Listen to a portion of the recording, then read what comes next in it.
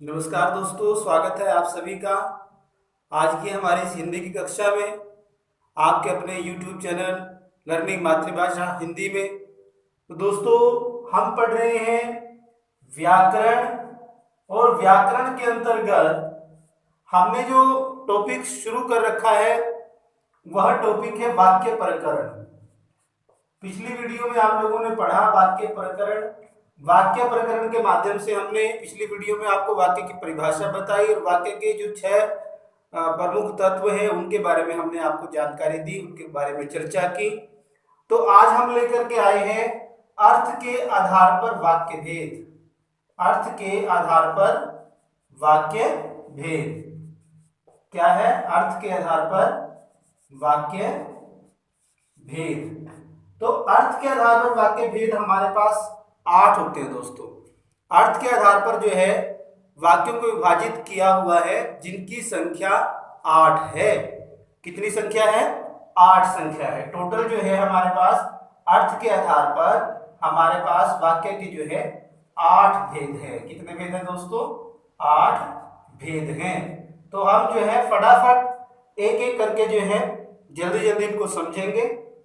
सबसे पहले हमारे पास आता है उद्गार वाचक वाक्य। कौन सा? उद्गार वाचक वाक्य। पहले नंबर पर कौन सा आता है? उद्गार।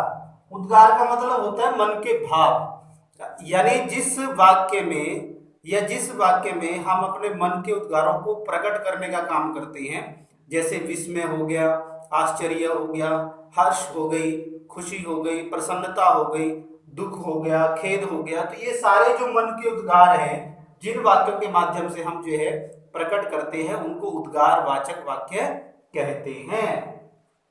हाय, यह क्या हो गया? यह क्या हो गया? हाय, यह क्या हो गया? तो यहां पर क्या हो गया? हाय से हमारे मन का उद्गार प्रकट हो रहा है। इसको हम विस्मयवाचक वाक्य भी कह सकते हैं, उद्गारवाचक वाक्य या विस्मयवाचक वाक्य। इसी प्रकार से बहुत सारे हैं आपके पास। छी छी, इतनी गंदगी, ठीक है, इतनी गंदगी। तो ये क्या हो जाएगा? उद्गारवाचक हो जाएगा। हमारे पास क्या आ जाएगा? उद्गारवाचक वाक्य में। ठीक है दोस्तों, ये उद्गारवाचक पहला जो हमारे पास है उद्गारवाचक वाक्य है, जिस वाक्य के माध्यम से हम मन के भावों को प्रकट करने का काम करते हैं, मन के उद्गारों का, चाहे वो विस्मय हो, आश्चर्य हो, हर्ष हो, खुशी हो, शोक हो, आदि जो मन के भाव है उनको प्रकट करने के लिए जिस वाक्य का प्रयोग किया जाता है वह उद्गारवाचक वाक्य होता है। दूसरे नंबर पर आता है हमारे पास विधिवाचक वाक्य। कौन सा वाक्य आता है दोस्तों? विधिवाचक वाक्य। विधि का मतलब यहां पर है आज्ञा, यानी जिसमें आज्ञा का भाव हो, जिसमें आप आदेश देते हैं, किसी को आज्ञा दे रहे हो, जहां पर आज्ञा का भाव पाया जाता है, किसी को आप आदेश दे रहे हैं, आज्ञा दे रहे हैं, तो वो क्या हो जाएगा? विधिवाचक वाक्य या आज्ञावाचक वाक्य के अंतर्गत आएगा। जैसे अपना काम देखो, जैसे अपना काम देखो, तो ये क्या हो गया? इसमें हम क्या कह रहे हैं? दूसरे को आज्ञा दे रहे हैं, अपना काम देखो, चुपचाप बैठकर पढ़ाई करो, चुपचाप बैठकर पढ़ो, ये भी कह सकते हैं हम, चुपचाप बैठकर पढ़ो। तो ये क्या हो जाएगा? हम किसी को क्या दे रहे हैं? आज्ञा दे रहे हैं। यानी जहां पर आज्ञा का भाव हो जिस वाक्य के अंदर, उसको आज्ञावाचक वाक्य कहा जाता है या विधिवाचक वाक्य उसको हम कहते हैं। ठीक है दोस्तों, चलिए तीसरे नंबर पर देखते हैं कौन सा आता है हमारे पास। तीसरे नंबर पर हमारे पास आ जाता है प्रश्नवाचक। बिल्कुल आसान है प्रश्नवाचक, तो आप सबको पता ही है कि प्रश्नवाचक में क्या होता है। प्रश्नवाचक वाक्य के अंतर्गत क्या कौन से वाक्य आते हैं? जिनमें प्रश्न पूछने का भाव होता है, जिनमें मूल में जिज्ञासा होती है या प्रश्न पूछने का भाव रहता है उसके मूल में, तो वहां पर क्या होता है? प्रश्नवाचक वाक्य होता है। या ये लिख सकते हैं प्रश्न पूछने का भाव हो, ठीक है, प्रश्न पूछने का भाव जो है इसके भीतर होता है, या उसके मूल में जिज्ञासा होती है, जानने की इच्छा होती है, आकांक्षा रहती है, तो उसको भी हम जो है प्रश्नवाचक वाक्य कहते हैं। जैसे हम इसमें कह सकते हैं कि इसमें क्या आएगा? क्या, कौन, कब, ठीक है, कब, किसे आदि जो है शब्दों का प्रयोग करते हैं बाहर कौन आया है, प्रश्न पूछा जा रहा है। तुम्हें क्या हो गया है, तुमने यह क्या खा लिया है, या तुमने यह क्या हाल बना रखा है। तो इस प्रकार से जब हम प्रश्न करते हैं, प्रश्न पूछने का जहां पर भाव होता है वहां पर कौन सा होता है, प्रश्नवाचक वाक्य। अब नेक्स्ट हमारे पास आता है इच्छावाचक वाक्य। चौथे नंबर पर हमारे पास कौन सा दोस्त आ जाएगा, इच्छावाचक वाक्य। अब इसमें क्या होता है, इच्छा होती है हमारी, ठीक है, इसमें हम इच्छा प्रकट करते हैं, अपनी अभिलाषा प्रकट करते हैं, अर्थात जिस वाक्य द्वारा इच्छा, आशीष या किसी की हम जो है स्तुति प्रकट करने का काम करते हैं, जिसमें हम क्या करते हैं, इच्छा करते हैं या आशीष किसी को देनी होती है, या किसी का हम गुणगान कर रहे हो, स्तुति प्रकट करने का भाव हो, उसे हम जो है इच्छावाचक वाक्य कहते हैं। इसके अंतर्गत सुझाव भी यदि हम किसी को देते हैं तो वह भी जो है इसी कोटि में आता है, इसी कोटि में आता है, ठीक है। तो जैसे हम कह सकते हैं कि मोहन, अब इसमें ध्यान से सुन ले क्या हो जाएगा, इच्छावाचक में क्या हो जाएगा, जब हम किसी को आशीष देते हैं यानी किसी को आशीर्वाद दे रहे हैं, ठीक है, किसी की स्तुति गाते हैं, किसी का गुणगान कर रहे हैं, वह भी किस में आ जाएगा, इच्छावाचक में आ जाएगा। और इसके अलावा यदि हम किसी को सुझाव दे रहे हैं वह भी जो है किसके अंतर्गत आएगा, इच्छावाचक वाक्य के अंतर्गत आएगा। एग्जाम्पल, यदि मोहन अब खेला जाए, मोहन अब खेला जाए, तो यहाँ पर क्या है, इच्छा प्रकट की जा रही है, मोहन अब खेला जाए, तो ये क्या हो जाएगा, आपकी यात्रा मंगलमय हो, ठीक है, ऐसी हम कामना करते हैं, आपकी यात्रा कैसी हो, मंगलमय हो, मंगल मैं हूं, ठीक है। आप दीर्घायु हो, आशीष दे रहे हैं हम, बताया था आशीष देना आशीर्वाद देना है। आप दीर्घायु हो, आप दीर्घायु हो, तो यहाँ आपकी लंबी आयु हो, तो ये किसके अंतर्गत आ जाएगा, इच्छावाचक वाक्य के अंतर्गत आ जाएगा, ठीक है दोस्तों। नेक्स्ट पांचवा हमारे पास कौन सा आएगा, पांचवा देख लीजिए कौन सा आता है हमारे पास, विधानवाचक वाक्य। कौन सा आता है दोस्तों, विधानवाचक वाक्य। विधानवाचक वाक्य कौन सा आता है दोस्तों, विधानवाचक वाक्य, अर्थात इसमें क्या होता है, कार्य जो है पूर्ण करने का भाव होता है। कार्य जो होता है, ये जो क्रिया की जाती है, जो कार्य होता है वो पूरा कंप्लीट हुआ होता है, यानी उसकी हमें निश्चित सूचना प्राप्त होती है, निश्चित सूचना मिलती है, उसे हम जो है विधानवाचक वाक्य कहते हैं। जैसे ये सूचना सत्य भी हो सकती है, इस बात का विशेष ध्यान रखना है, सूचना सत्य भी हो सकती है और असत्य भी हो सकती है, ठीक है दोस्तों, यानी सच्चाई भी हो सकती है उसके अंदर, और हो सकता है वह सूचना जो आपको दी गई है वह झूठ भी हो। जैसे हम बात कर रहे हैं, वह विद्यालय गया है। अब यहाँ पर क्या हो रहा है, हमें सूचना दी जा रही है, वह विद्यालय गया है, यह हमें सूचना दी गई है दोस्तों, वह विद्यालय गया है, यह सूचना दी जा रही है।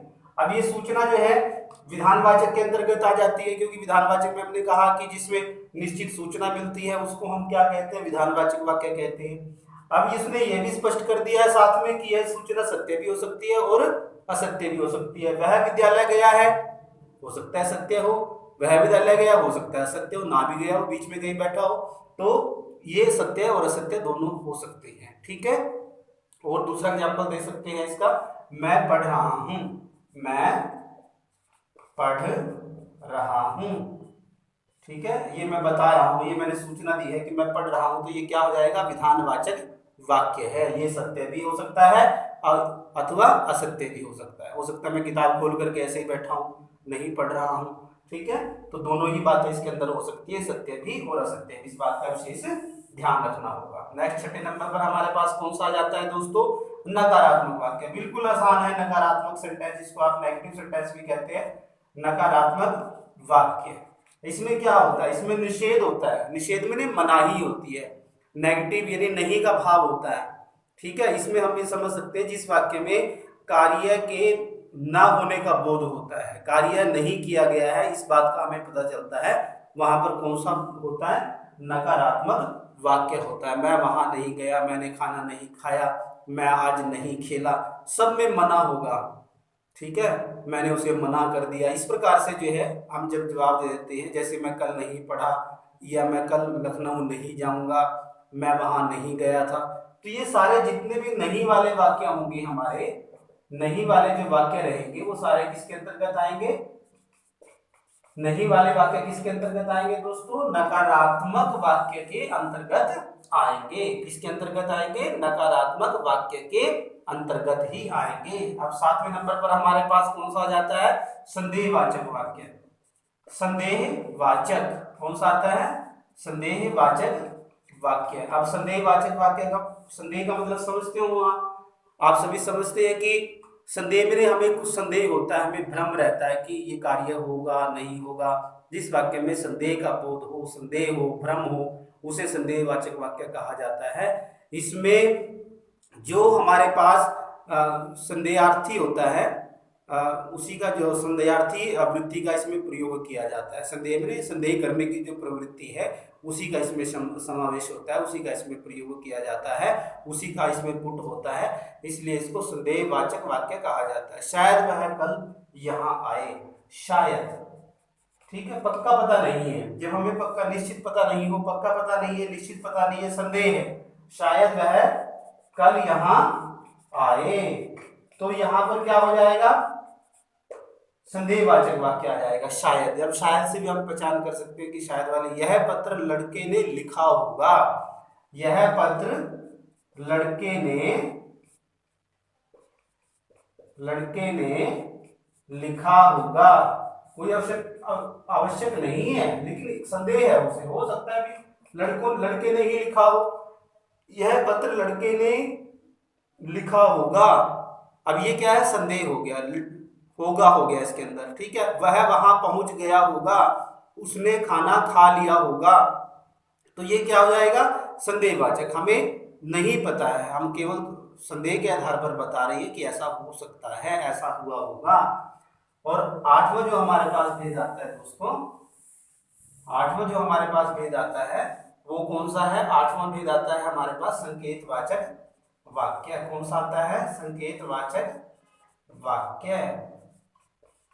संकेतवाचक वाक्य में क्या होता है, ये ध्यान से सुनना और समझना। संकेतवाचक में वाक्य में क्या होता है, एक क्रिया का होना दूसरी क्रिया पर निर्भर करता है, एक क्रिया का होना दूसरी क्रिया के ऊपर निर्भर करता है, उसको संकेतवाचक वाक्य कहा जाता है। जैसे हम इसको कह सकते हैं, जिस वाक्य में विधान किसी शर्त की पूर्ति के बाद होता है, यानी जो विधान है, जो कार्य है, उसके सामने कोई शर्त होगी, उस शर्त की जब पूर्ति होगी तभी जो है कार्य किया जाएगा, अन्यथा कार्य नहीं होगा। ये भी समझ सकते हैं कि यहाँ एक क्रिया का होना जो है वो दूसरी क्रिया के ऊपर निर्भर करता है, डिपेंड करता है, इसलिए यहाँ पर संकेतवाचक हमारे पास वाक्य आता है। जैसे अगर वह आएगा तो मैं जाऊंगा, अब यहाँ पर शर्त रख दी है उसने, अगर वह आएगा, अगर वह आएगा तो मैं जाऊंगा।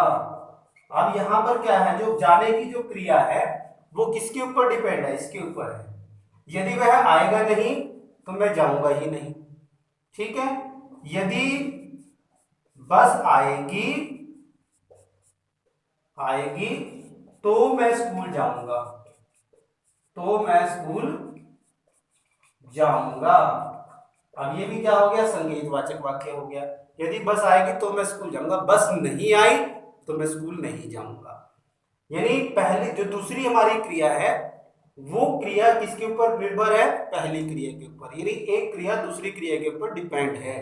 यदि पहली क्रिया होगी तभी दूसरी क्रिया होना संभव है। अगर तुमने परिश्रम किया होता तो सफल हो जाते, अगर तुमने परिश्रम किया होता, यानी परिश्रम करना पहली क्रिया है, सफलता प्राप्त करना दूसरी क्रिया। पहली क्रिया पर दूसरी क्रिया निर्भर है।